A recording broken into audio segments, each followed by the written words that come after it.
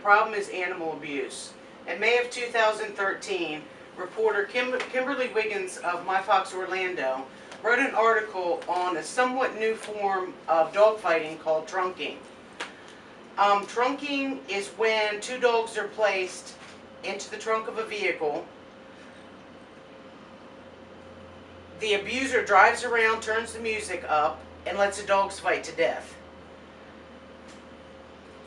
The dog that dies is tossed out of the vehicle, and the one that lives is forced to push on to fight another animal, or dog. Some people think, why should we worry so much about animals? After all, they're just animals, not people. Animals do a lot of good for people.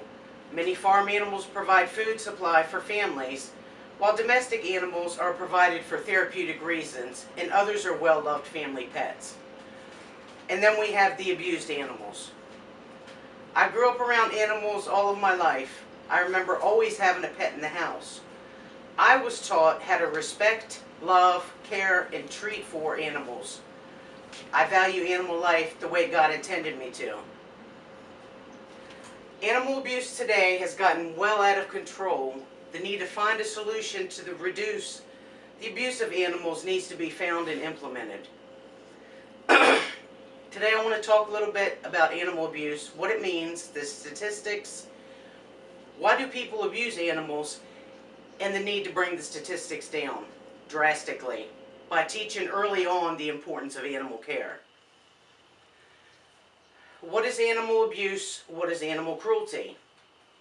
According to the Humane Society, animal cruelty is used to encompass a range of behaviors harmful to animals, from unintentional neglect to intentional abuse. Intentional cruelty is abuse when a person knowingly deprives an animal of food, water, shelter, socialization, veterinary care, or maliciously kills, maims, or mutilates the animal. According to most state laws, failing to provide a pet with the water, food, shelter, or using physical force enough to leave marks or otherwise cause injury constitutes cruelty to animals. Now, according to the ASPCA, why do people abuse animals? And they give 3 reasons. The first reason is some people do not think or realize what they are doing, and usually use cruel types of discipline. Number 2, some abusers do it on purpose. Young people hurt animals because they are not thinking, because of peer pressure, maybe to show off, and sometimes it's easier to kick a dog than their parents. Now, the last group is the absolute worst. They are the ones who intentionally hurt animals because they simply enjoy it. It makes them feel powerful. These people want to have control, and they suffer from serious psychological problems that will not go away on their own. These people enjoy inflicting pain and violence on animals, and were most likely treated badly themselves. Some statistics. There are so many stories on animal abuse. At any given time, there are stories, pictures, media coverage, and many articles at hand on animal abuse. It's very disturbing to see such horrific stories taking place, what seems like constantly. According to the Animal Abuse Registry Database Administration System, or ARDIS, in 2012, there were over 16,000 graft animal abuse documentations in the United States. Might not seem like a lot, but only 16,000 were documented within the whole year of 2012. Currently, 47 states have felony provisions for animal cruelty. 3 don't, are Idaho, North Dakota, and South Dakota. What can we do about animal abuse?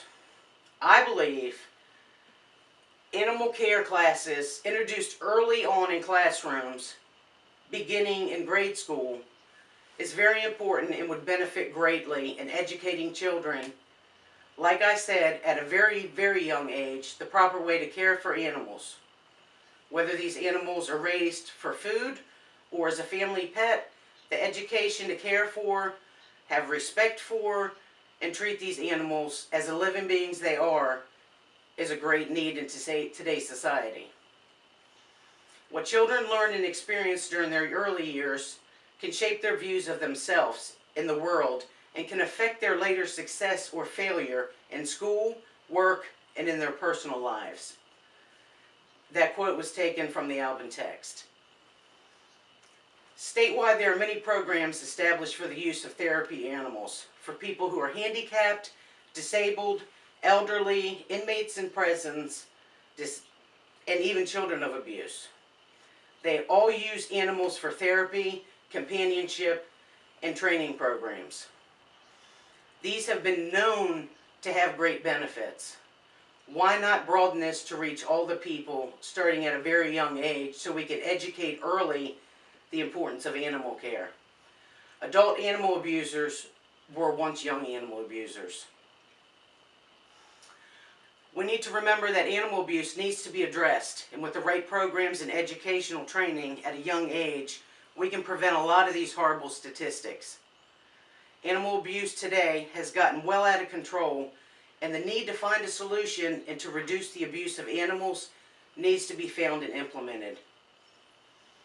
In closing, I want you to imagine just for a moment the fear some of these animals go through.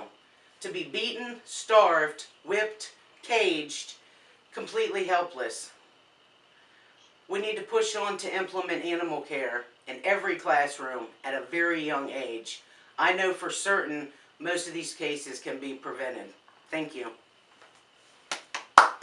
Yay!